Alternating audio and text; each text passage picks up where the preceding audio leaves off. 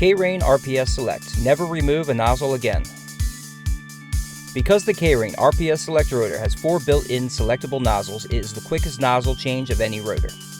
By matching the nozzle to the appropriate arc set, you automatically achieve matched precipitation.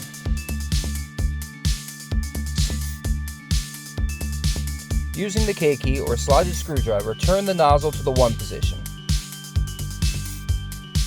Turn the arc set to 90 degrees.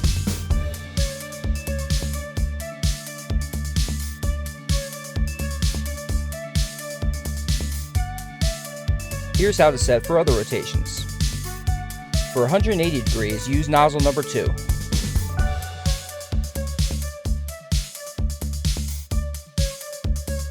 For 270 degrees, use nozzle number 3.